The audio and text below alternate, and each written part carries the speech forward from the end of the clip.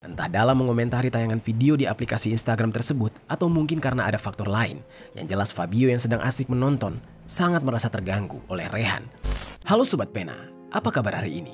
Assalamualaikum warahmatullahi wabarakatuh. Hari ini kita akan kembali membahas kejadian-kejadian mengerikan, kisah nyata yang terjadi di muka bumi ini. Di awal tahun 2025, warga Batam Kepulauan Riau sempat dibuat geger atas temuan seorang remaja pria yang mengambang di danau dalam kondisi yang tidak bernyawa dan benar-benar mengenaskan. Bukan tanpa alasan, rupanya remaja pria tersebut dibuang ke danau setelah nyawanya dihabisi oleh dua orang teman nongkrongnya yang merasa kesal kepada dia. Karena salah satu dari dua pelaku tersebut ternyata pernah dipukul oleh korban. Perkaranya cukup sepele, yaitu gara-gara saat korban sedang asik menonton video di Reels, tiba-tiba korban mendapatkan gangguan dari salah satu pelaku. Di saat itulah korban memukul salah satu pelaku dan di saat itulah pelaku menjadi dendam terhadap korban dan berakhir pada eksekusi yang begitu mengerikan.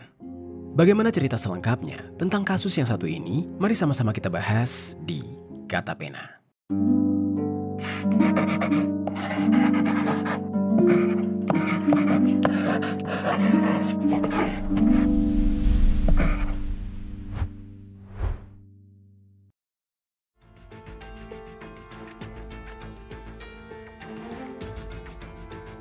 Sebelum kita mulai ke ceritanya, jangan lupa untuk subscribe channel ini dan bagikan video ini ke teman-teman kalian. Cerita ini dibuat berdasarkan berita yang sudah beredar dan diterbitkan oleh beberapa media publik yang aku sajikan dan aku rangkum dalam bentuk alur cerita. Kita mulai ceritanya. Tapi sebelum itu, aku pengen kasih tahu dulu nih sobat. Kata Pena tergabung di dalam program YouTube Shopping Affiliate. Buat kalian yang sedang mencari barang-barang yang menarik dan keren serta murah, aku punya beberapa rekomendasi produk untuk kalian. Kalau tertarik, langsung saja cek link produknya di pojok kiri bawah untuk pembelian. Jadi sobat, di sebuah daerah di Kepulauan Riau, tepatnya di Batam, ada seorang anak laki-laki kelahiran September tahun 2008 bernama Ogi. Berbeda dengan sebagian besar anak yang tumbuh di dalam keluarga yang harmonis dan mendapatkan kasih sayang penuh dari orang tua, malangnya Ogi menjadi salah satu anak yang kurang beruntung untuk merasakan hal tersebut. Orang tuanya sudah berpisah, yang kemudian keduanya pergi begitu saja, meninggalkan Ogi hanya berdua bersama kakak laki-lakinya yang tidak disebutkan identitasnya. Kendati demikian, kakaknya tersebut juga sudah berkeluarga sehingga membuat Ogi di saat itu hidup kesepian seorang diri. Sudah mana hidup dengan tanpa kasih sayang kedua orang tua, Ogi juga tidak luput dari jerat kemiskinan yang membuat hidupnya semakin terpuruk. Hari-harinya dipenuhi dengan kesulitan dan impian yang pernah dia miliki perlahan terasa semakin jauh dari jangkauan.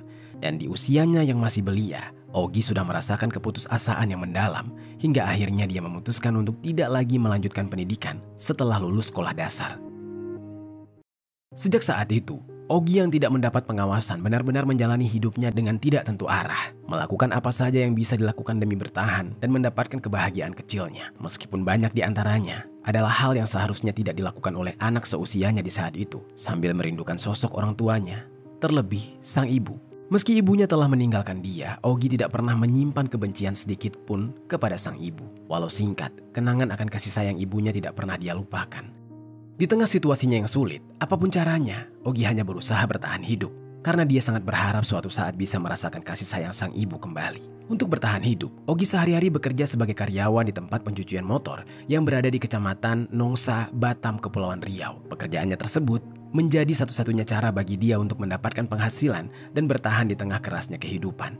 Apalagi tempat kerjanya juga menyediakan sebuah mes untuk ditinggali oleh para karyawan, sehingga tentunya hal tersebut bisa menjadi tempat singgah bagi Ogi dibandingkan harus hidup luntang-lantung. Di tempat pencucian motor, Ogi tidak bekerja sendirian.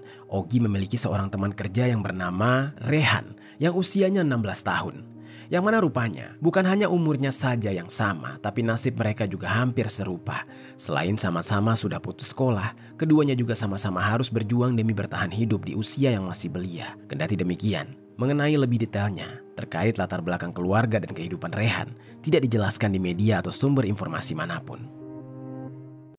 Setelah bertemu dengan Rehan, lebih dari sekedar teman kerja, seiring berjalannya waktu, mereka semakin dekat dan menjadi teman yang akrab.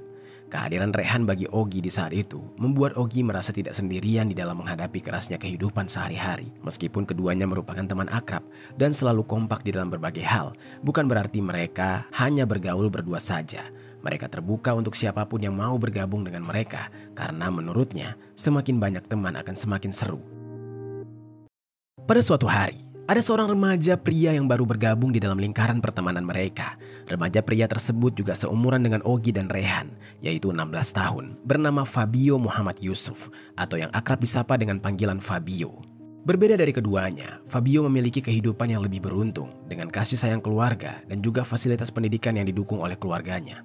Fabio di saat itu diketahui bersekolah di salah satu sekolah menengah pertama di Batam. Meskipun berasal dari latar belakang yang berbeda, baik Ogi maupun Rehan, mereka merasa tidak masalah selama Fabio bisa berbaur dan menerima mereka apa adanya. Entah bagaimana awalnya, Fabio bisa mengenal Ogi dan Rehan yang jelas dalam waktu singkat mereka sudah mulai akrab. Meskipun diketahui mereka di saat itu baru saling mengenal satu sama lain selama 4 hari. Tibalah pada suatu hari, tepatnya pada hari Jumat tanggal 10 Januari tahun 2025 sekitar pukul 2 siang. Fabio datang dengan mengendarai sepeda motornya ke tempat pencucian motor di mana Ogi dan Rehan bekerja untuk menghabiskan waktu bersama. Sesampainya Fabio di tempat kerja Ogi dan Rehan, Fabio langsung menuju ke mes yang ditempati oleh Ogi. Dan saat sedang tidak ada pelanggan, Ogi dan Rehan pun bergabung dengan Fabio. Tidak ada agenda khusus, mereka hanya berkumpul. Ibaratnya, jika ingin ngobrol, ya mereka ngobrol. Atau mungkin sibuk dengan aktivitas masing-masing. Namun, yang penting, masih berada di tempat yang sama. Untuk mengusir rasa bosan, Fabio mengambil handphonenya dan membuka media sosial Instagram. Dia mulai menggulir layar dan menikmati berbagai video reels yang muncul di berandanya. Tayangan-tayangan singkat itu memberikan hiburan sejenak, menjadi selingan di tengah kebersamaan mereka. Sesekali Fabio tersenyum dan tertawa kecil saat menemukan video yang menarik. Melihat reaksi Fabio yang begitu menyenangkan, Rehan yang duduk di dekatnya ikut melirik layar handphone dan penasaran dengan apa yang ditonton oleh Fabio. Suasana yang awalnya hanya diisi dengan obrolan santai, mulai dihiasi dengan tawa kecil dan komentar spontan tentang video-video yang mereka lihat bersama. Namun rupanya, reaksi Rehan di saat itu cukup berlebihan. Entah dalam mengomentari tayangan video di aplikasi Instagram tersebut, atau mungkin karena ada faktor lain. Yang jelas Fabio yang sedang asik menonton, sangat merasa terganggu oleh Rehan. Dan Fabio dianggap sangat berisik dan membuat keributan. Entah Fabio mungkin saat itu sudah mencoba untuk menegur, tapi diabaikan. Jadinya Fabio yang benar-benar kesal dan tidak mampu menahan diri. Dia kelepasan, tiba-tiba melayangkan sebuah pukulan ke arah wajah Rehan. Rehan yang di saat itu menerima pukulan langsung terdiam membeku. Sesuai dengan keinginan Fabio untuk membuatnya diam. Kendati demikian, Ogi yang melihat kejadian tersebut merasa kesal. Meski bukan dia yang dipukul, tapi Ogi tetap saja merasa kesal. Ogi sakit hati melihat temannya yaitu Rehan diperlakukan kasar oleh orang baru yang mana baru saja bergabung dan baru mereka kenal. Ogi yang kemudian emosi lalu menegur Fabio. Namun Fabio di saat itu tidak mau kalah. Dia menampiknya dengan meluapkan kekesalan dan merasa terganggu dengan Rehan yang berisik. Hingga ketiganya pun terlibat di dalam percekcokan. Sampai pada akhirnya, Ogi yang benar-benar tidak tahan memutuskan untuk pergi keluar dari mes. Ogi yang di saat itu keluar dari mes benar-benar diselimuti dengan emosi yang membara. Meski sudah keluar dari mes, bukannya semakin tenang. Emosinya justru kian meningkat. Sampai Ogi akhirnya jadi gelap mata. Dan di dalam waktu yang singkat, teguh pendiriannya untuk memberikan pelajaran yang berharga bagi Fabio. Di saat itu dia berpikir dengan cara yang paling keji. Dia akan memberikan pelajaran bagi Fabio, yaitu menghabisi nyawanya. Dalam tekadnya yang bulat untuk menghabisi nyawa Fabio, Ogi kemudian menghubungi Rehan untuk mengajaknya melancarkan aksi tersebut. Rehan di saat itu mengetahui rencana keji Ogi dan diajak untuk ikut terlibat. Dia langsung menentangnya. Rehan tidak ingin terlibat di dalam aksi kriminal yang nanti bisa membuatnya terjerat di dalam kasus hukum. Bagi Rehan, hal itu sangat menakutkan dan mengerikan. Namun sobat, meskipun Rehan menentangnya, emosi Ogi yang sudah terlanjur membara tidak mudah padam begitu saja. Ogi di saat itu bertekad untuk tetap melancarkan aksi kejinya. Dan lantas untuk melancarkan aksi keji tersebut, Ogi kemudian mengambil sebilah pisau dari ventilasi yang kemudian dia bawa ke hadapan Fabio.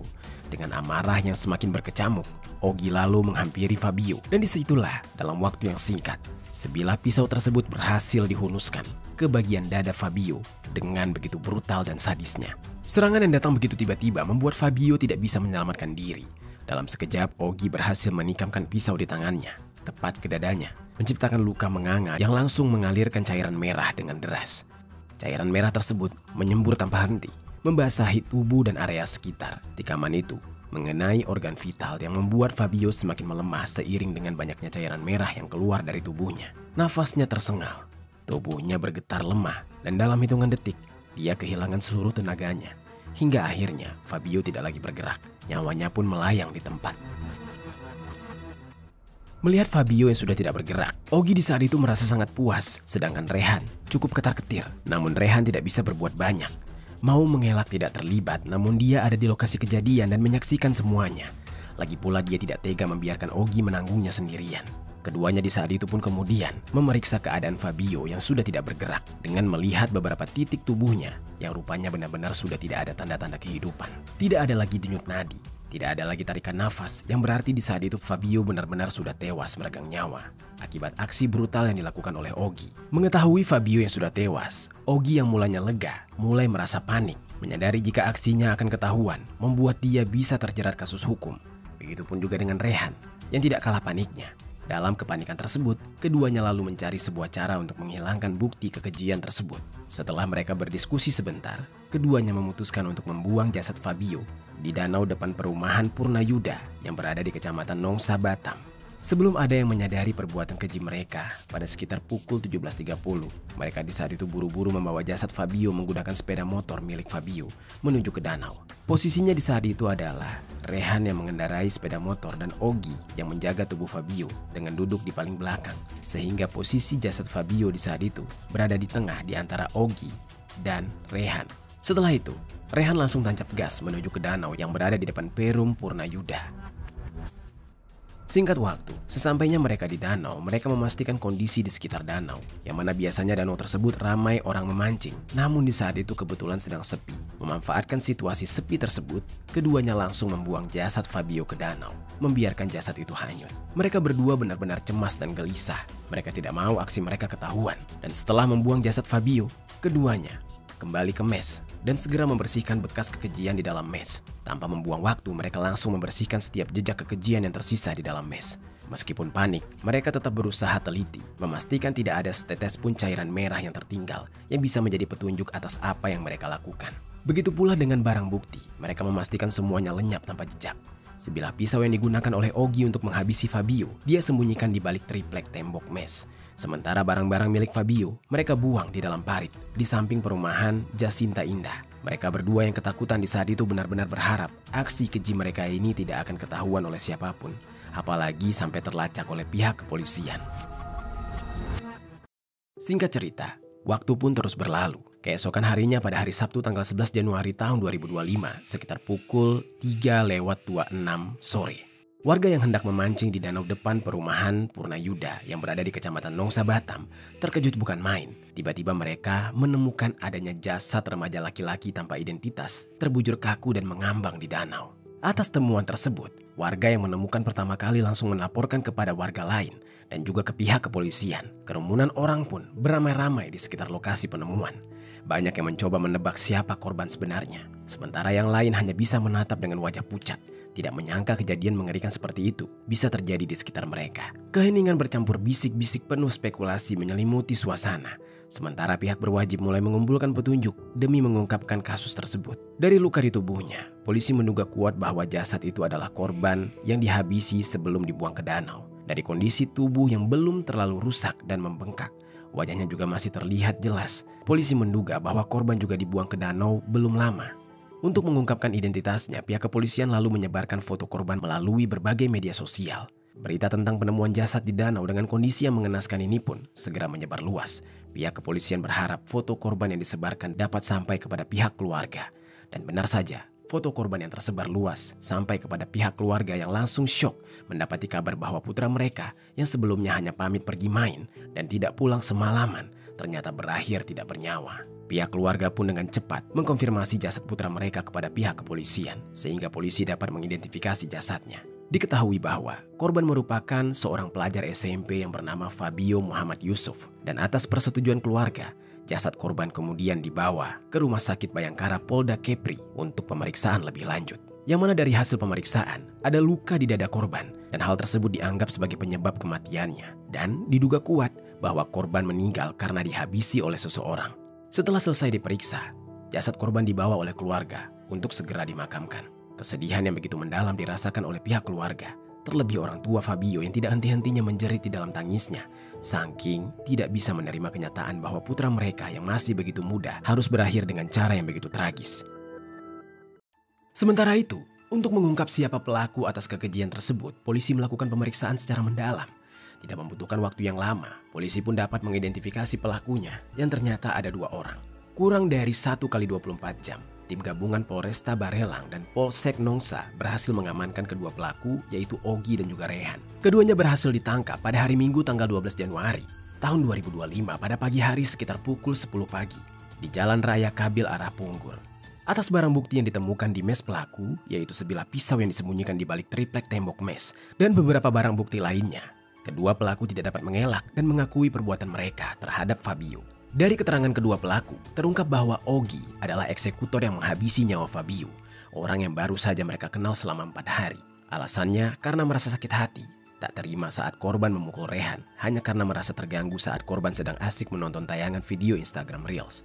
Rehan yang awalnya sempat menentang dan tidak ingin terlibat di dalam aksi keji tersebut, pada akhirnya tetap terseret dan menjadi bagian dari kejahatan karena ikut membuang jasad korban ke danau.